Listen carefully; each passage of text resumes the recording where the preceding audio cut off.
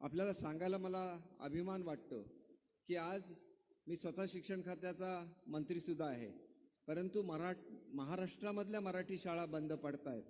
परंतु जगभरामध्ये राहिलेले आपले जे मराठी बांधव आहेत त्यांनी तिथं मराठी शाळा चालवलेल्या आहेत. आठवड्यातून एकदा आपल्या मुलांना ते मराठी शाळेमध्ये घेऊन जातात. दिवसातला 1 तास त्यांना ऑनलाईन मराठी शिकवतात.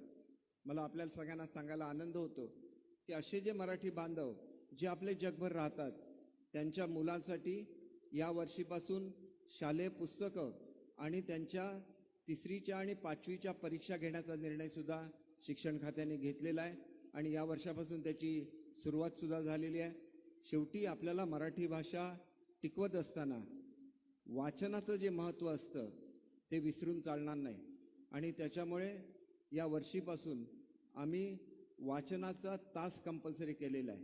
म्हणजे 2 तास मुलांनी, म्हणजे अर्ध्या तासाचा 1 तास असं मुलांनी कंपल्सरी वाचन करायला लागेल आणि ही वाचनाची चळवळ संपूर्ण महाराष्ट्रामध्ये राबवली जाईल. इथं आल्यानंतर मला कर्नाटकामध्ये आमचे जी लोक ज्याला आपण सीमाभाग म्हणतो तिथल्या बांधवांचं निवेदन प्राप्त झालेलं आहे.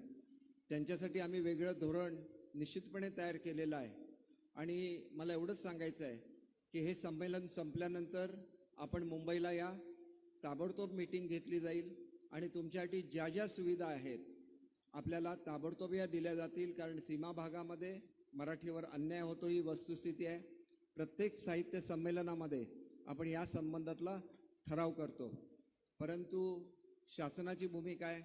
आम्ही ज्याला ग्रँट देतो, हल्लीच आम्ही मेडिकल एडसुद्धा दादा आपल्याला आठवत असेल सुरू केली, परंतु तिथल्या सरकारने त्यालासुद्धा विरोध केला. शेवटी हा प्रश्न सोडवण्यासाठी 6 मंत्र्यांची समिती की जे कोऑर्डिनेट करेल जोपर्यंत ह्या प्रश्नाचा निकाल लागणार नाही त्याचीसुद्धा मीटिंग आणि त्याच्यामध्ये अधिकचं काम करण्याची गरज आहे.